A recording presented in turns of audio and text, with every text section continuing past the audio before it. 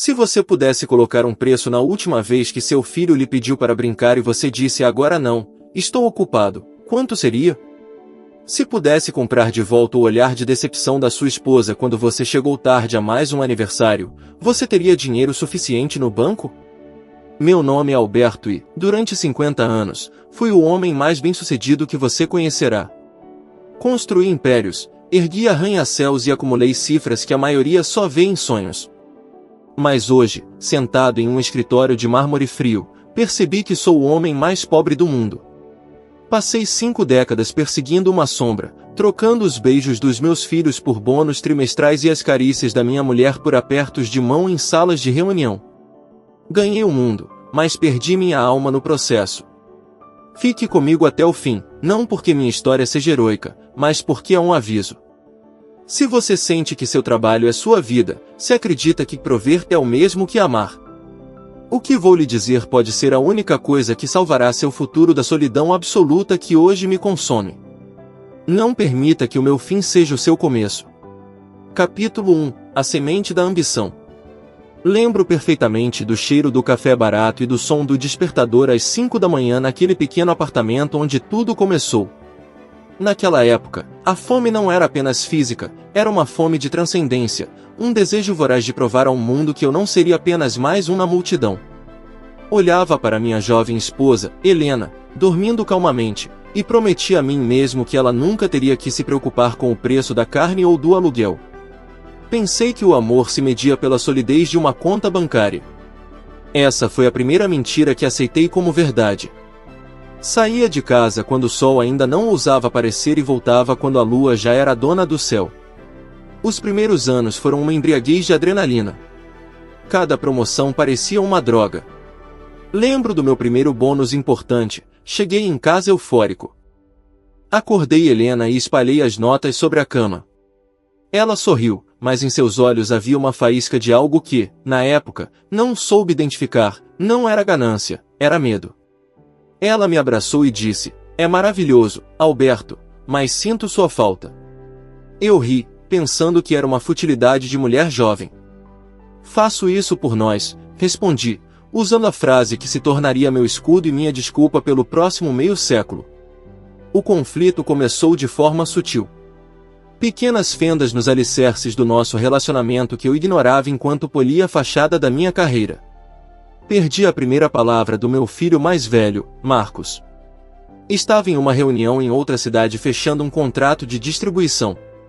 Quando Helena me contou pelo telefone, senti uma pontada de tristeza, mas a sufoquei com o orgulho de ter ganho uma comissão que pagaria 3 meses da nossa vida de sonho. Convenci-me de que Marcos não lembraria da minha ausência, mas que agradeceria pelos brinquedos caros que eu lhe daria. Essa é a armadilha do dinheiro. Faz você acreditar que pode substituir o tempo por objetos. O tempo é a única moeda que não se pode recuperar, e eu a estava gastando como se tivesse um estoque infinito. Trabalhava 12, 14 horas diárias. Tornei-me o funcionário estrela, o homem que nunca dizia não a um projeto, o que sempre estava disponível. Meu chefe me amava, meus colegas me invejavam, e minha família começava a se acostumar com a minha ausência. Esse é o maior perigo, quando as pessoas que você ama aprendem a viver sem você. Lembro de um jantar de Natal. Estava com a mente perdida no balanço do 4º trimestre.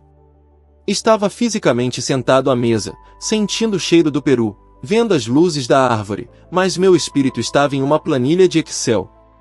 Minha filha caçula, Lucia, puxou minha manga para me mostrar um desenho.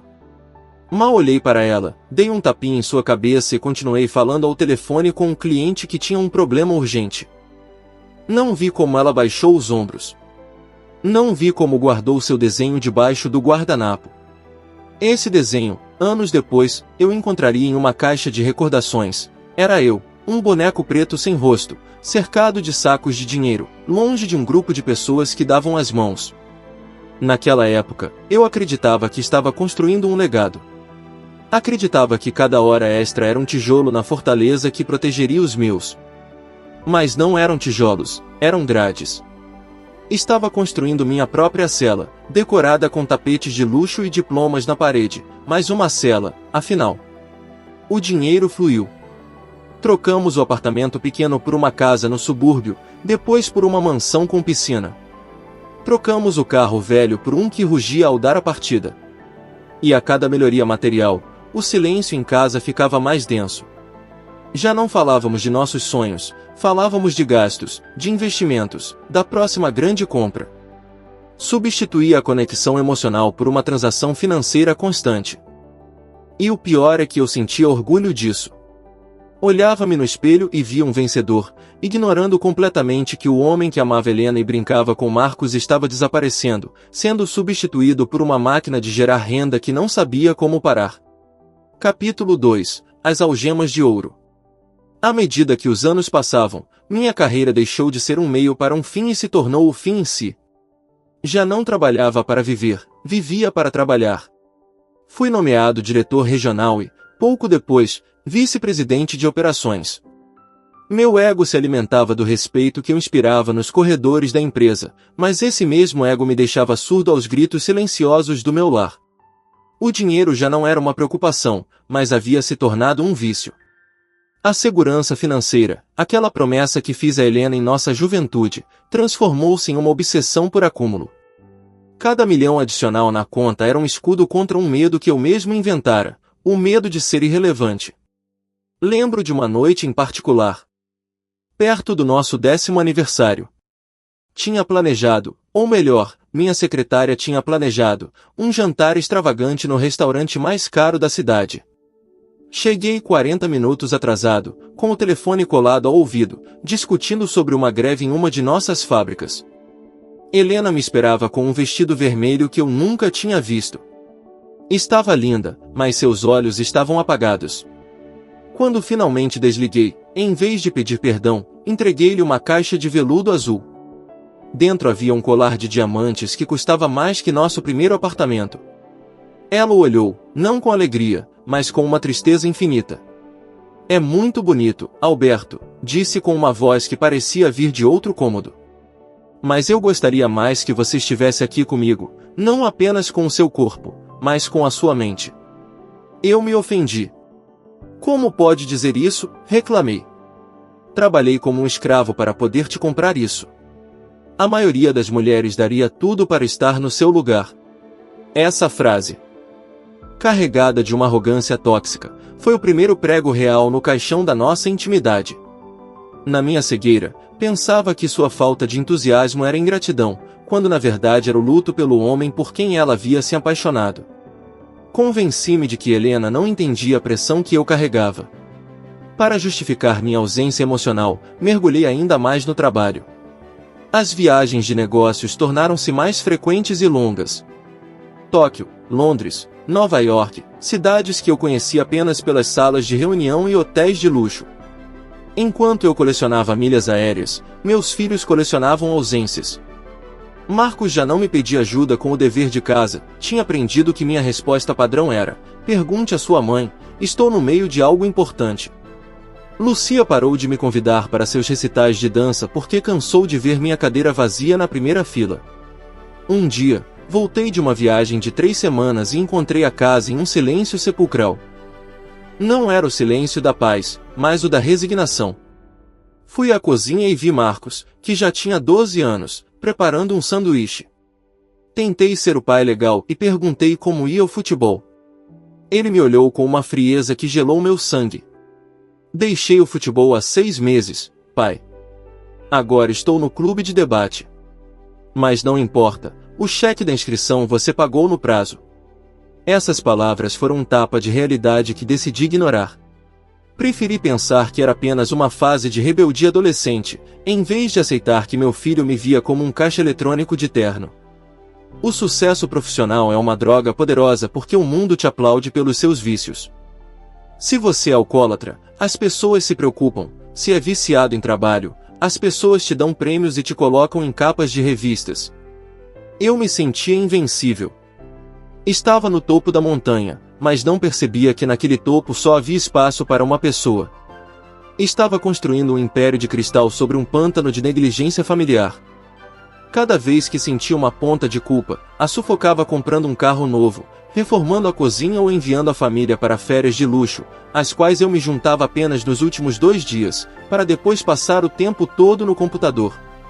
Dizia a mim mesmo que estava dando a eles o melhor, sem entender que o melhor de mim não estava na minha carteira, mas no meu tempo, e esse tempo eu estava dando de presente para estranhos que me esqueceriam no dia seguinte à minha aposentadoria. Capítulo 3 – O abismo da desconexão. Entrar na casa dos 50 anos foi como cruzar um limiar para uma solidão que já não podia ser escondida pelo barulho do escritório. A essa altura, eu já era o CEO da companhia. Tinha tudo o que um homem supostamente deseja: poder, influência e uma riqueza que meus netos não poderiam esgotar. Mas a realidade dentro das 4 paredes da minha mansão era uma história muito diferente. Helena e eu tínhamos nos tornado companheiros de quarto de luxo. Dormíamos na mesma cama, mas um oceano de ressentimento e palavras não ditas nos separava. Já nem discutíamos, o silêncio era absoluto, uma trégua fria entre 2 desconhecidos que lembravam de ter compartilhado um passado. Uma tarde de sábado, algo incomum aconteceu, eu estava em casa sem nada para fazer. Uma reunião fora cancelada e me vi vagando pelos corredores da minha própria casa como um fantasma. Passei pelo quarto de Lucia, que agora era uma universitária de visita no fim de semana. A porta estava entreaberta e a ouvi falar ao telefone com uma amiga. "Não, meu pai não está", dizia ela. "Bem, fisicamente está no escritório, mas você sabe como ele é. É como se fosse parte dos móveis. Se preciso de algo, apenas peço ao assistente dele para transferir o dinheiro. É mais fácil do que tentar ter uma conversa com ele." Ouvir aquilo foi como receber um soco no estômago. Minha filha me considerava um móvel. Uma peça de decoração cara, mas inútil para sua vida emocional. Tentei mudar as coisas naquela noite. Sugeri um jantar em família, sem telefones, sem distrações. O ambiente foi tão tenso que podia ser cortado com uma faca. Marcos, que já trabalhava em uma firma de arquitetura, não parava de olhar o relógio. Helena mantinha um sorriso educado, mas vazio, o mesmo que usava nos jantares de gala da empresa. Tentei fazer uma piada sobre algo que aconteceu quando eram crianças, mas ninguém riu. Não porque não fosse engraçado, mas porque eles não lembravam que eu estivesse presente naquele momento.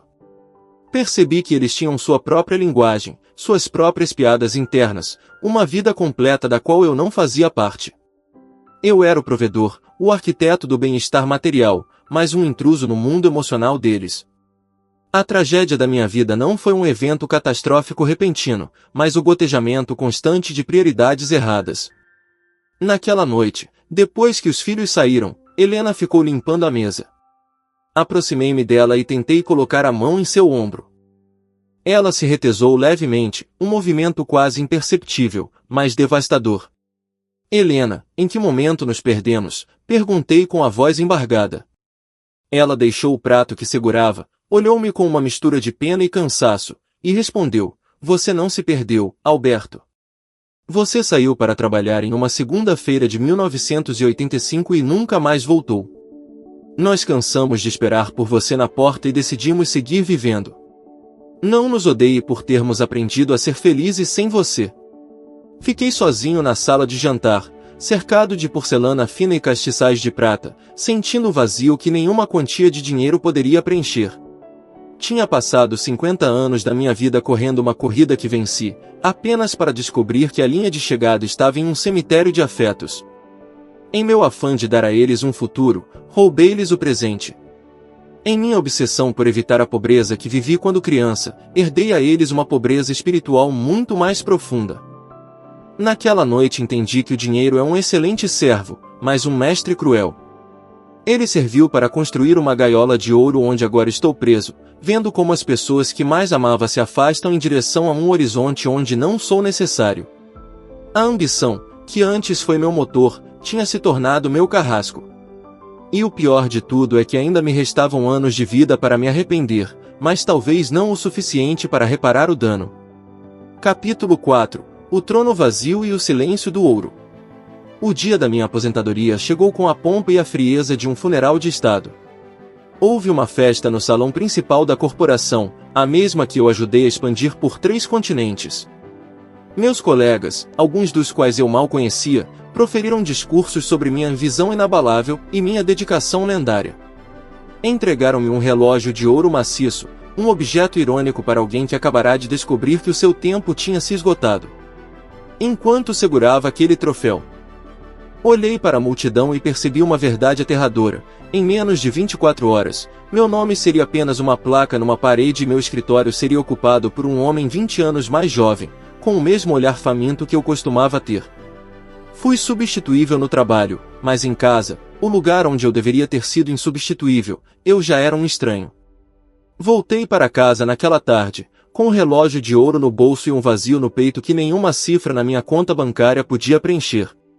Pela primeira vez em 50 anos, não tinha uma reunião para comparecer, um e-mail para responder ou uma crise para resolver. Sentei-me no meu escritório de carvalho, cercado pelos meus troféus e diplomas, e esperei o telefone tocar. Não tocou. O mundo dos negócios, aquele que eu acreditava depender do meu gênio, continuou girando sem sequer notar minha ausência. Foi então que o silêncio da mansão se tornou ensurdecedor. Helena entrou na sala para avisar que o jantar estava pronto. Mas não me perguntou como eu me sentia. Simplesmente olhou para mim como se olha para um hóspede que ficou mais tempo do que o esperado. Naquela noite, tentei falar com Marcos. Liguei para ele, esperando ter uma daquelas conversas de pai e filho que só via nos filmes. Ele atendeu rápido, com a voz agitada. Pai, estou no meio de uma licitação importante, pode ser em outro momento. Ouvir minhas próprias desculpas saindo da boca do meu filho foi como um punhal. Ele estava repetindo minha história, estava perseguindo a mesma miragem que me deixou sozinho numa casa de 12 quartos. Quis gritar para ele parar, para desligar o telefone e ir abraçar os seus próprios filhos, mas com que autoridade moral eu poderia falar? Eu lhe ensinei que o sucesso era isso. Eu lhe mostrei que homens de verdade não estão presentes, eles apenas proveem. Estava vendo meu próprio legado de solidão se reproduzir na geração seguinte, e a culpa queimava minha garganta. Passei os meses seguintes tentando recuperar o tempo perdido, mas o tempo não é um objeto que você deixa numa prateleira e volta a buscar décadas depois. O tempo é um rio que só flui para frente. Tentei organizar viagens em família, comprar afeto com presentes extravagantes, mas cada gesto parecia forçado e artificial. Lucy aceitou uma viagem a Paris, mas passou o tempo todo conversando com os amigos no celular, evitando-me em cada jantar. Percebi que não tínhamos sobre o que falar. Não conhecia seus medos, seus livros favoritos, seus sonhos frustrados. Perdi os detalhes que formam o tecido de uma relação. Conhecia o balanço geral de uma multinacional, mas era analfabeto na história emocional dos meus próprios filhos. O dinheiro me deu o poder de comprar o conforto deles, mas me tirou o direito de conhecer suas almas. Capítulo 5 – O espelho da fragilidade. A vida tem uma forma cruel de nos lembrar do que realmente importa quando já é quase tarde demais. Aconteceu numa manhã de terça-feira.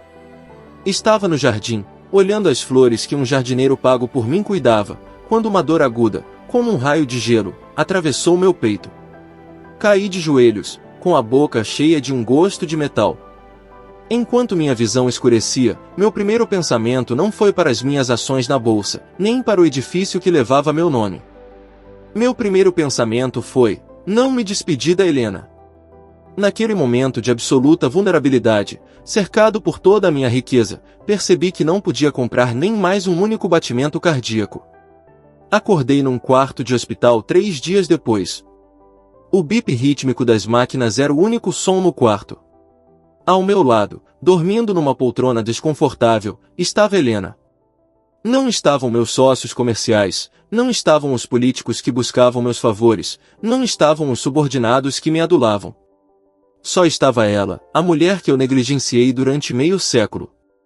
Ao ver suas mãos envelhecidas, marcadas pelo tempo que não compartilhei com ela, senti uma vergonha insuportável. Ela acordou e segurou minha mão. Não houve censuras, apenas um olhar de profunda fadiga. Quase te perdemos, Alberto, sussurrou. Eu quis pedir perdão, mas as palavras ficaram presas na secura da minha boca. Durante minha recuperação, tive muito tempo para observar. Vi outras famílias nos corredores. Vi homens muito mais pobres que eu, homens que vestiam roupas simples, sendo visitados por netos que se lançavam em seus braços com um amor genuíno. Vi risos, vi consolo real, vi uma riqueza que não figurava nos meus estados financeiros. Eu, por outro lado, recebi arranjos de flores gigantescos de empresas e cartões de melhor e logo de pessoas que só queriam saber se minha morte afetaria o preço das ações. Meu quarto parecia uma floricultura de luxo, mas parecia um túmulo. Marcos e Lucia vieram, claro, mas suas visitas eram curtas, marcadas pelo desconforto de não saberem o que me dizer. Olhavam para mim com a cortesia que se tem com um parente distante. Naquela cama de hospital, despojado do meu terno de seda e do meu título de CEO, encontrei-me com um homem que eu realmente era, um estranho para si mesmo.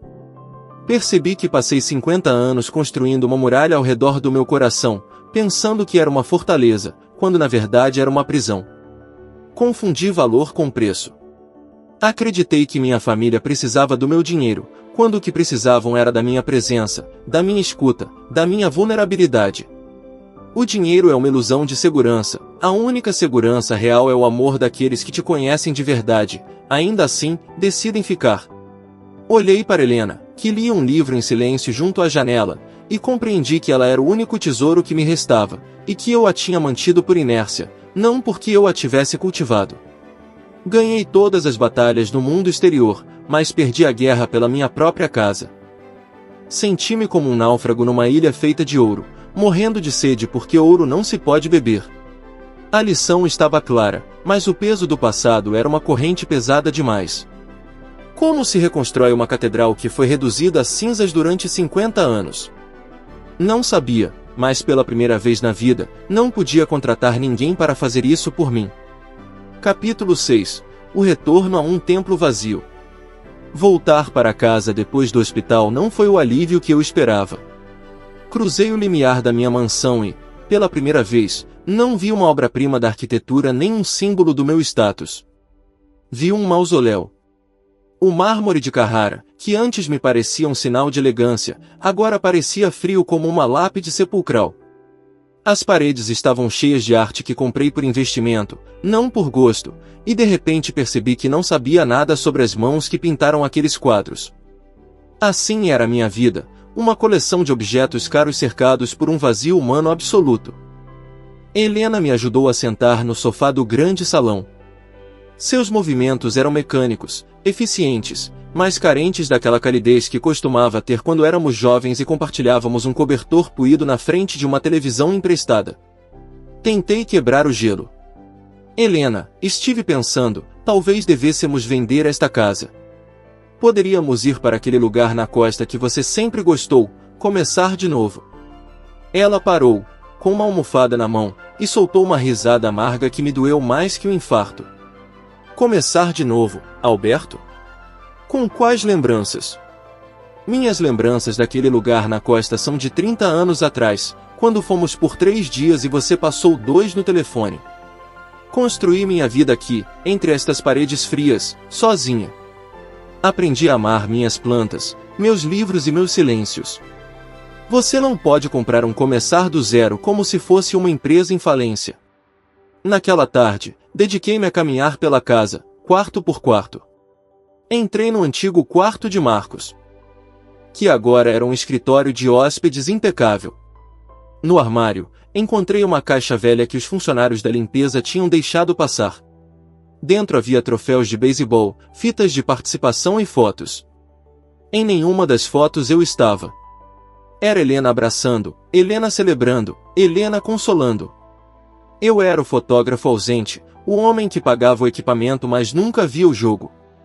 Sentei-me no chão, com meu relógio de ouro de milhares de dólares brilhando no meu pulso, e chorei pelo menino que nunca conheci de verdade, apesar de termos vivido sob o mesmo teto. Percebi que meu sucesso foi a maior distração da minha vida. Enquanto eu vencia negociações internacionais, estava perdendo a custódia emocional dos meus próprios filhos. Paguei as melhores universidades do mundo para que aprendessem a ser independentes, e eles fizeram isso tão bem que agora eu era completamente irrelevante para a felicidade deles. O dinheiro deu-me a ilusão de controle, mas agora... Na fragilidade da minha velhice, entendia que o controle é o oposto da conexão. Passei 50 anos acumulando moedas para comprar um tempo que não está mais à venda. Capítulo 7. O preço da omissão. A solidão do homem rico é uma das mais cruéis, porque o mundo espera que você seja feliz. Uma noite, enquanto Helena dormia, encontrei seu diário pessoal na biblioteca. Sei que não deveria tê-lo lido, mas a necessidade de saber quem era ela depois de tanto tempo foi mais forte que minha moral. Ao abrir as páginas, descobri uma mulher que passará décadas de luto. Não por um morto, mas por um marido vivo que nunca estava presente. Li sobre as noites que ela chorou em silêncio para não acordar as crianças, sobre os aniversários que passou em restaurantes fingindo que eu chegaria a qualquer momento, e sobre o dia em que finalmente decidiu parar de me esperar.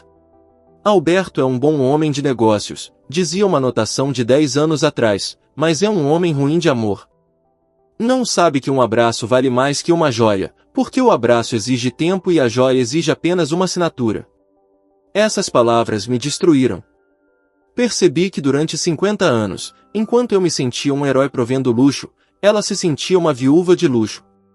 Minha família não tinha se desmoronado por um grande escândalo ou uma traição dramática, tinha sido corroída pela negligência, grão a grão, dia após dia, reunião após reunião. Decidi ligar para Lucia para pedir que jantássemos juntos, apenas nós dois. Ela aceitou com uma voz cheia de suspeita. Quando nos sentamos à mesa de um pequeno café, desta vez escolhi um simples, tentando recuperar um pouco de humildade, a conversa foi um campo minado. Tentei perguntar sobre seus sonhos atuais. Ela me olhou fixamente e disse: "Pai, meus sonhos já se realizaram ou fracassaram anos atrás. Agora só tenho metas profissionais." Você me ensinou que o valor de uma pessoa é a sua produtividade, não foi? Bom, sou muito produtiva. Quase não vejo meus filhos, igual a você. Estou seguindo seus passos. Ouvir aquilo foi como ver um acidente em câmera lenta. Minha filha estava sacrificando sua vida e a infância dos meus netos no altar do mesmo Deus falso que eu adorei, o trabalho. Tentei avisá-la, dizer que não valia a pena, que o dinheiro não te abraça quando o coração falha. Mas ela apenas sorriu com uma frieza que eu mesmo lhe herdei. É um pouco tarde para esse discurso, não acha? Você sempre dizia que o sucesso exige sacrifício. Bom, estou sacrificando minha família, tal como você fez. E olha, funcionou para você, tem uma mansão e um relógio de ouro. Fiquei mudo. Criei um monstro de ambição à minha imagem e semelhança, e agora não tinha as ferramentas para salvá-la. Minha herança não era riqueza, era a incapacidade de amar acima do dever. Capítulo 8. O rei de um reino vazio. Sentei-me na varanda do meu escritório, observando o sol se pondo atrás dos prédios que eu mesmo ajudei a financiar. Durante décadas. Essa vista me enchia de um orgulho quase divino. Sentia-me o dono da cidade, um arquiteto do destino. Mas naquela tarde, com o eco das palavras da minha filha Lucia ainda ressoando na minha cabeça, a cidade me pareceu um deserto de cimento e luzes frias. Tinha um mundo aos meus pés, mas não tinha ninguém para me dar a mão. O sucesso, quando não se tem com quem compartilhar, é apenas outra forma de miséria. A solidão do sucesso é um veneno lento. Começa com pequenas ausências e termina com um isolamento total. Percebi que meu círculo social era composto exclusivamente por pessoas que queriam algo de mim, conselhos, investimentos, favores ou simplesmente o prestígio de serem vistas comigo. Meus amigos eram parceiros de golfe que desapareceram assim que deixei de ser o CEO com poder de decisão. Na minha agenda havia milhares de contatos, mas se eu ligasse às 3 da manhã porque me sentia morrer de tristeza. Não havia um único número que eu pudesse discar com a certeza de ser ouvido por amor e não por obrigação. Naquela noite, decidi fazer algo que nunca tinha feito, olhar os álbuns de fotos digitais que Helena guardava no computador da casa. Passei horas vendo milhares de imagens. Viagens à praia, aniversários, formaturas, jantares de domingo. Em 90% das fotos, eu não aparecia. E o que foi mais doloroso, nas poucas fotos onde eu estava, meu rosto estava sempre tenso, meus olhos fixos num telefone ou minha expressão ausente, como se estivesse desejando estar em outro lugar. Vi a mim mesmo envelhecer nessas fotos, mas de uma maneira estranha. Via-me cada vez mais arrumado, mais caro, mais bem-sucedido, mas meus olhos tornavam-se cada vez menores, mais fechados para o mundo dos afetos. Meus netos foram o golpe final. Meu filho Marcos trouxe as crianças num domingo à tarde, pressionado por Helena. As crianças, de 6 e 8 anos, entraram na casa com uma timidez que partiu minha alma. Olhavam para mim como se olha para uma estátua no museu, com respeito, mas com medo de tocá-la. Tentei brincar com eles, oferecer doces, mostrar meus troféus. O mais velho olhou para mim e perguntou com uma inocência devastadora: "Você é o avô que está sempre trabalhando?" Ele não me perguntou se eu era o avô que sabia contar histórias, ou o que sabia pescar, ou o que dava os melhores abraços.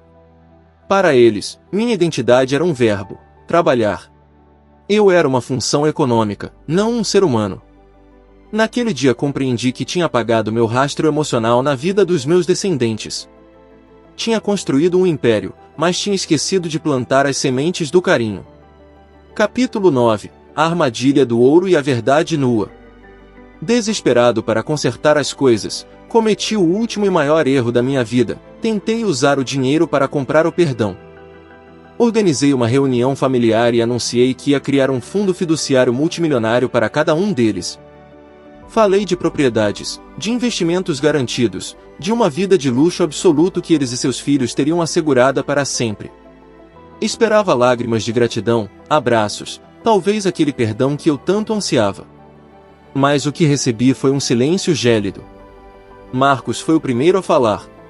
Levantou-se, olhou-me nos olhos, e com uma voz calma mais firme, disse-me: "Pai, já temos dinheiro. Você mesmo se encarregou de que estudássemos nos melhores lugares para ganhar nosso próprio capital. O que você nos oferece é o que sempre nos deu: papel. Você nos dá um fundo agora porque não sabe nos dar uma hora do seu tempo sem olhar para o relógio. Não queremos sua fortuna, pai. Queríamos o homem que nunca esteve aqui. Guardar esse dinheiro não vai apagar as noites que a mamãe chorou, nem os dias que eu quis que você me visse jogar e você estava em Londres. Fica com o seu dinheiro. É a única coisa que você tem." Saíram da sala um a um, deixando-me sozinho com meus documentos legais e meus extratos financeiros espalhados sobre a mesa de mogno. Foi naquele momento que a verdade me atingiu com a força de um furacão. O dinheiro não é apenas uma ferramenta, pode ser uma barreira intransponível. Durante 50 anos, usei minha riqueza como um substituto do amor, e agora que queria amar, minha riqueza se interpunha entre eles e eu como um muro de cristal blindado. Eles já não sabiam como receber afeto da minha parte se não viesse em forma de cheque, por isso mesmo, desprezavam qualquer gesto meu. Passei o resto da noite em claro, caminhando pela casa. Olhei-me nos espelhos dourados e vi um ancião que tinha tudo e não tinha nada. Passei minha vida inteira fugindo da pobreza material, apenas para terminar submerso na pobreza espiritual mais absoluta que um ser humano pode conhecer. Lembrei dos meus inícios, daquele café barato e do entusiasmo da juventude. Naquela época, não tínhamos nada, mas tínhamos esperança, tínhamos risos e tínhamos um nós. Agora, tinha milhões, mas o nós tinha se evaporado. Percebi que a verdadeira riqueza não é o que você acumula, mas o que você dá de si mesmo. Eu tinha dado meu tempo à empresa, minha energia aos clientes e minha paixão ao mercado. A minha família, só dei as sobras do meu cansaço e o metal frio do meu sucesso. E agora, o mercado tinha me aposentado, os clientes tinham me esquecido, e minha família tinha aprendido a ser feliz na minha ausência. Esse é o preço real de colocar o dinheiro acima dos corações. Você termina sendo o dono de tudo num mundo onde ninguém precisa de você. Capítulo 10. A última lição de um homem pobre. Agora encontro-me aqui, no ocaso da minha existência, escrevendo estas palavras com uma mão que já não tem força para fechar grandes negócios, mas que treme de arrependimento. Passei os últimos meses numa solidão tão absoluta que o som da minha própria respiração me parece estranho. Helena finalmente decidiu ir morar perto de Lucia. Não houve um divórcio barulhento, apenas uma partida silenciosa. Ela deixou para mim a casa, o dinheiro e as lembranças amargas, levando consigo a pouca luz que restava na minha vida. Minha mansão, antes um símbolo de triunfo, é agora uma gaiola de ouro onde o eco dos meus passos me lembra a cada segundo que perdi por ambição. Descobri que a morte não é a coisa mais aterradora que pode acontecer a um homem. O verdadeiramente aterrador é chegar ao fim e perceber que viveu a vida de um estranho.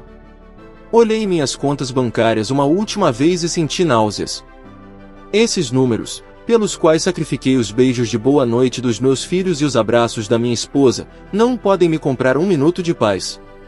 Não podem me comprar uma lembrança onde eu esteja presente, rindo de verdade, sem pensar no trabalho. O dinheiro é um Deus cruel que te exige tudo e, quando finalmente te entrega, você percebe que o que ele te deu não tem valor no mercado da alma. Se pudesse voltar atrás, aquele apartamento pequeno de 1985, não trabalharia menos, mas amaria mais. Não deixaria de prover, mas entenderia que o melhor provedor é aquele que está presente. Diria aquele jovem Alberto que um eu te amo dito na hora certa vale mais que um diamante enviado pelo correio. Diria a ele que seus filhos não lembrarão do carro que os levava à escola, mas sim de quem estava sentado com eles na hora do jantar. Mas o tempo não tem piedade dos tolos.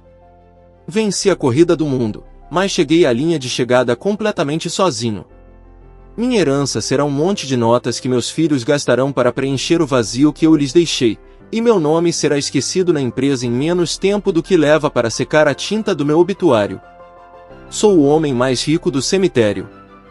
E a maior ironia é que daria cada centavo que tenho para voltar a ser aquele jovem pobre que não tinha nada, mas que tinha tudo porque era amado.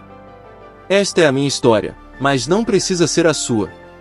Se você está ouvindo isso e ainda tem sua família por perto, se seus filhos ainda te procuram para brincar ou se o seu parceiro espera um minuto da sua atenção, por favor, pare.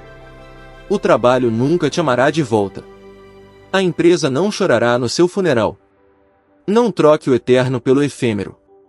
Não permita que o brilho do ouro te cegue diante da luz nos olhos daqueles que te amam. Você ainda está em tempo de não se tornar um homem como eu, alguém que teve que perder tudo para entender o que realmente importava. Se esta história tocou alguma fibra no seu coração ou te fez refletir sobre suas próprias prioridades, peço que não guarde este sentimento. Comente aqui embaixo qual é aquela coisa pequena que hoje você vai valorizar mais que seu trabalho. Ler suas reflexões é o que dá sentido a compartilhar esta dor. Se você acredita que alguém precisa acordar antes que seja tarde, compartilhe este vídeo e deixe seu like, para que a mensagem chegue a mais pessoas que estão presas na mesma armadilha que eu. E se quiser continuar explorando histórias que desafiem sua forma de ver a vida e te ajudem a encontrar o verdadeiro caminho para a plenitude, inscreva-se no canal. Lembre-se, o sucesso sem família é apenas um fracasso bem decorado. Não espere 50 anos para descobrir isso. Nos vemos na próxima evolução da sua consciência.